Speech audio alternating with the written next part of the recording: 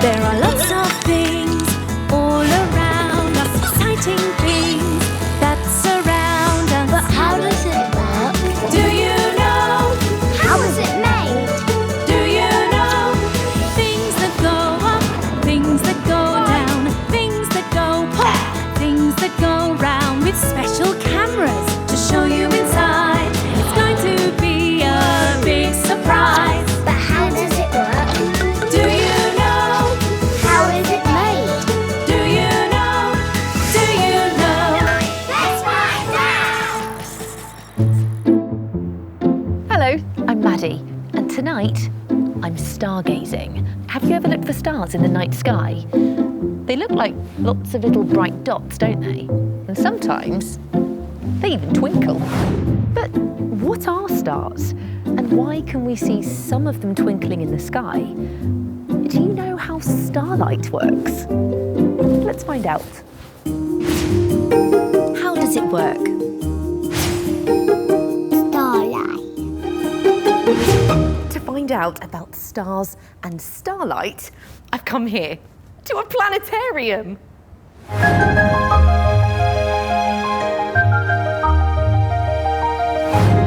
planetarium can show us pictures of the sky at night, and the pictures are projected onto this huge curved ceiling. It's called a dome. It's a bit like going to the cinema. Should we see it in action? This is Colin. It's Colin's job to look after the planetarium and turn on the projectors which project the pictures onto the dome. Let's go, Colin.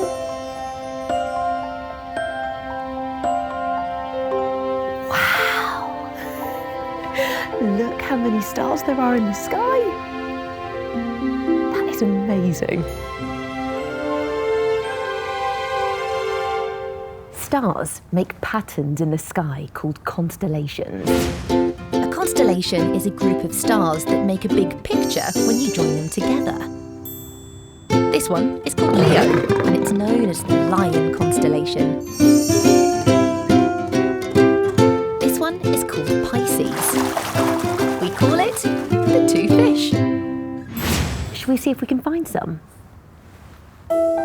Look, over there, can you see 3 stars in a row? They're in a diagonal line. Right in the middle. Oh, look, there they are. Let's count them. 1, 2, 3. Those 3 stars are called Orion's belt. And if we join the stars together, they look a bit like a belt, don't they? Over there is another constellation. It's got 7 stars. And it's called the Plough. I think it looks a bit like a saucepan with a bendy handle, don't you? To find out why we can see the stars at night, I think we need to take a closer look. When we look up at space, we see the stars as dots of light. In space, there are lots of particles of gas and dust floating around. When something big happens in space, like an explosion, gas and dust are pushed together into a ball.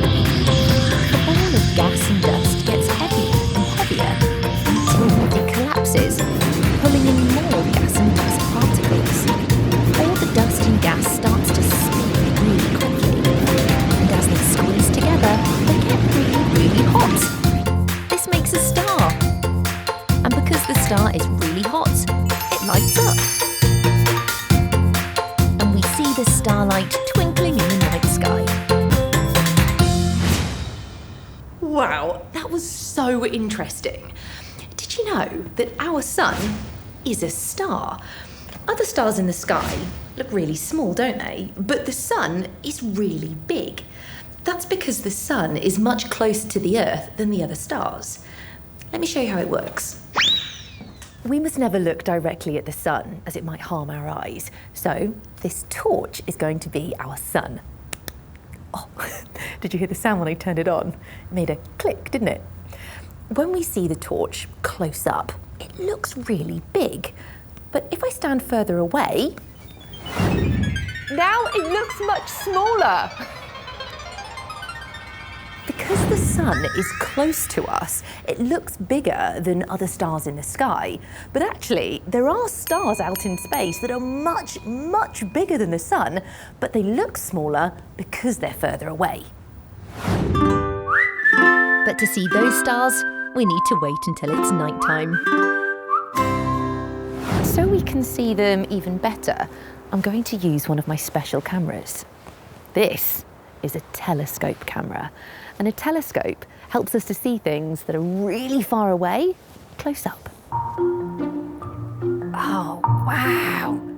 Look, can you see the moon? We can only see a small bit of the moon tonight, and it looks orange.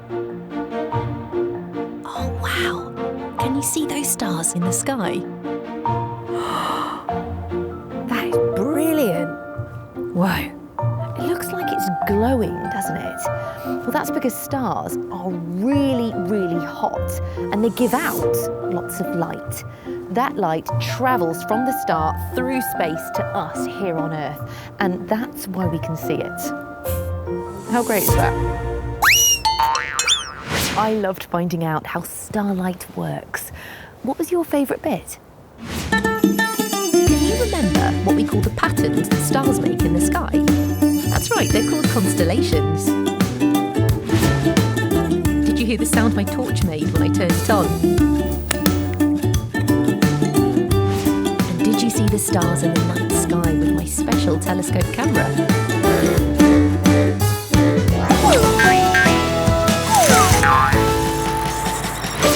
I love to look at the stars when it's dark outside, but when I'm inside, I like to relax, and sometimes I watch films. My favourites are animation films, like cartoons. Oh, hello. This is a flip book. Can you see? Each page has a picture on it. And when the pages are turned quickly, the pictures look like they're moving. Just like my flip book, an animation film is made up of lots and lots of pictures. Some animations even use puppets. It's called stop frame animation. But do you know how stop frame animations are made? Let's find out. How is it made? Stop frame animation. To find out how a stop frame animation is made, I've come here to an animation studio. To make a stop frame animation, we start with this. This is called a puppet, but inside the puppet is one of these. It's called an armature, and it helps to make the puppet move when we make a stop frame animation. It looks a bit like a skeleton, doesn't it? Hello. And just like our skeleton, the armature helps the puppet stand up and move. But to make stop frame animation, you need more than just a puppet. We need a background for our animation, like these houses. This is called a set. This is George, and George is an animator. It's his job to move the puppet and take photographs. And the photographs will be used to make the stop frame animation, just like our flipbook. Today, George is going to animate the puppet so it walks along the street and then throws the ball up and down. Look, George is attaching the ball to its very own armature. It's called a rig and helps him hold the ball in mid-air. First, George arranges the ball using the rig, and then he moves the puppet into its first position. Once the puppet's in the right position, George takes a photograph. And this is called a frame. To make a stop frame animation, we need lots and lots of frames. Each time George moves the puppet and takes a picture is saved to a computer. The puppet is going to throw the ball up in the air. So George moves the puppet's arms a tiny bit and then lifts the ball using the rig. And I'm going to help by taking the next picture. That looks great, but it will take George about an hour to animate the puppet throwing the ball. So I'm going to film George using one of my special cameras. This is a time-lapse camera, which means we can film things that happen slowly, but when we watch them back, it happens much quicker. and we're set. Look, George is moving the puppet a tiny bit before he takes each photo. Oh, that look great. And now George is moving the puppet towards the ball so he can pick it up and throw it away. And George is finished. Now all the pictures have been taken, they come here to an edit suite. Whoa, look, here are all the photographs. Before Ed puts the photos together, we need to take out the rig. Can you see Ed is colouring out the rig so it will look like the ball is moving on its own? It's a bit like rubbing out pencil with a rubber. And Ed needs to do this to every single frame for the whole animation. What else do we need to make our animation? Thank you. That's right, sound. This is a microphone and it's going to record the sounds of me walking on gravel and bouncing a ball. A bit like this. These sounds will make the animation feel and look real. And it's so much fun. Sounds great, doesn't it? That was really fun. Can you see there's a bar on the screen? That's called the timeline. All the frames are on the timeline in the right order, and Ed is adding the sounds I just recorded from the microphone.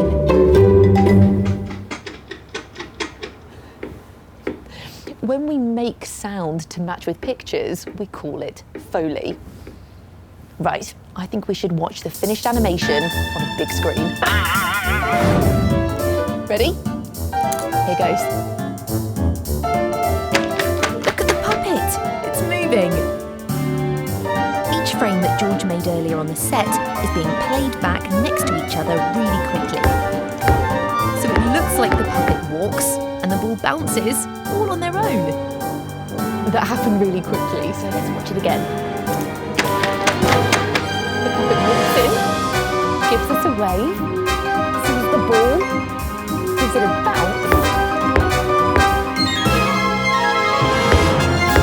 and then the ball bounces back. It's taken all day to make just 15 seconds. All of those tiny movements have been put together to make this stop frame animation. How nice is that? What did you like most about seeing how a stop frame animation is made? Do you remember what each photograph is called that makes up a stop frame animation? That's right, it's called a frame. Did you hear the sound my feet made as they walked on the gravel? It was a crunching noise, wasn't it? And did you see my special camera filming George making our stop frame animation?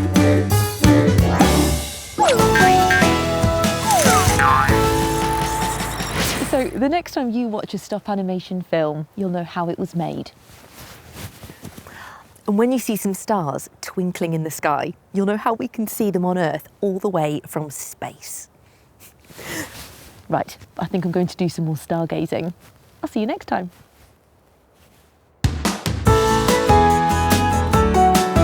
There are lots of things